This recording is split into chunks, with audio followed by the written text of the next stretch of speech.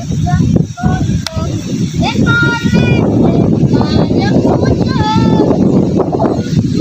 hai sobat petani dan peternak, sampai jumpa lagi di video saya Mas Lana Sibolang Farm, petani dan peternak termuda. Di video kali ini saya akan membahas budidaya kecombrang. Saya berkunjung di tempat Mas Taufik, petani kecombrang yang berada di Desa Binangun, Kecamatan Bantarsari, Kabupaten Cilacap, Jawa Tengah. Kecombrang enak. Assalamualaikum warahmatullahi wabarakatuh. Selamat pagi, salam kenal juga. Saya Taufik Rohman dari Kabupaten Cilacap, persisnya di Desa Binangun.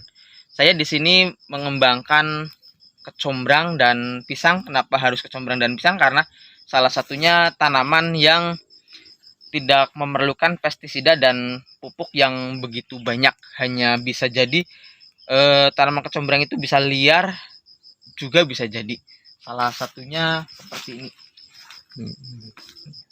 Kecombrang itu termasuk sayuran yang menurut saya sayuran elit ya, karena harganya yang mahal dan dikonsumsinya sama orang-orang kota.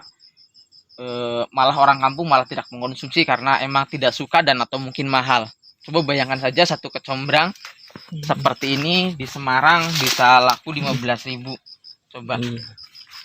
Menurut saya ini sih luar biasa. Ini apa ya, salah satu sayuran-sayuran sih yang harganya masih fantastis. Ya entah nantinya kedepannya jadi murah atau enggak, saya nggak tahu juga, karena posisi saat ini juga untuk kecombrang sendiri tidak banyak orang suka untuk membudidayakan, karena ya entah kenapa ya, semua itu karena kesukaan masing-masing.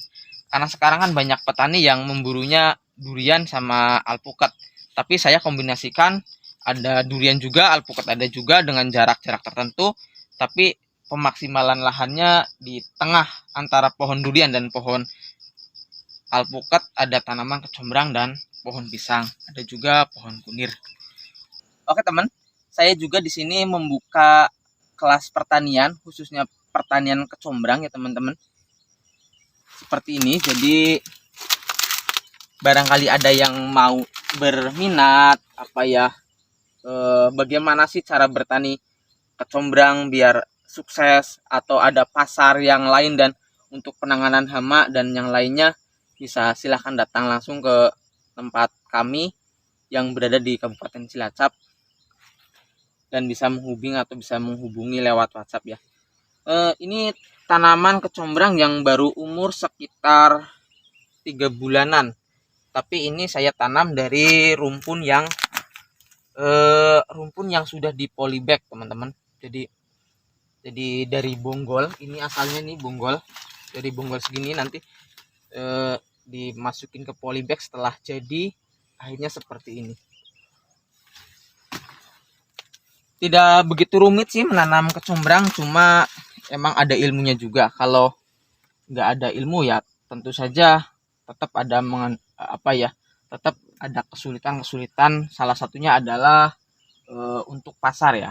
Ketika kita belum menguasai tentang perkecomberangan, di sana ada kendala. Salah satunya ada, yang paling utama adalah pasar, karena sayuran kecombrang itu termasuk sayuran-sayuran yang hanya dikenal hanya oleh beberapa kalangan.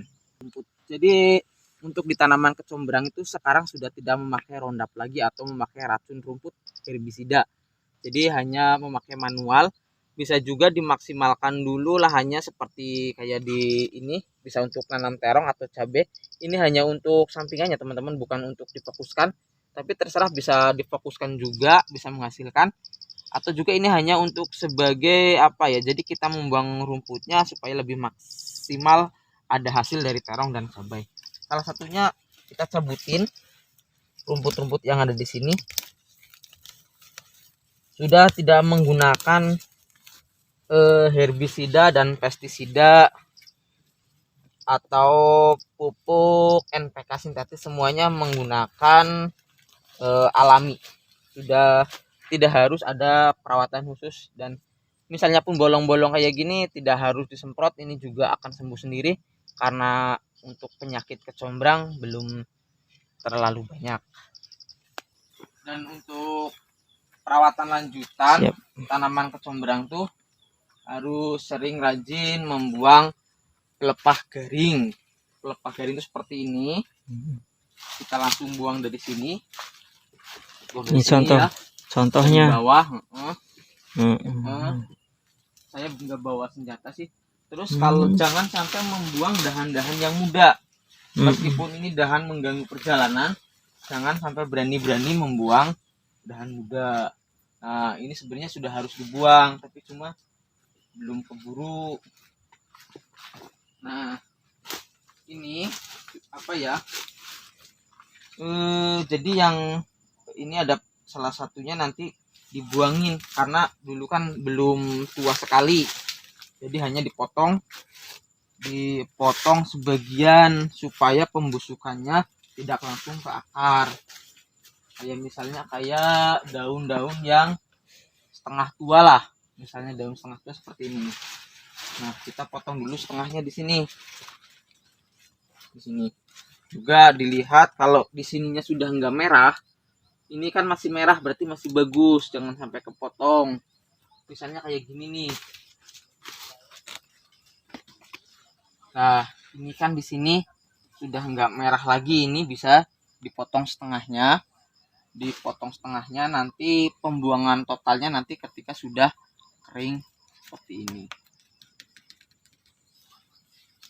Untuk pemanenan kecombrang sendiri bisa dilakukan 1 minggu 2 kali dan atau seberapa kebutuhan yang diinginkan pasar. Tapi yang saya lakukan pemanenan kecombrang 1 minggu 2 kali supaya mendapatkan kecombrang yang baik dan yang diinginkan sama pasar.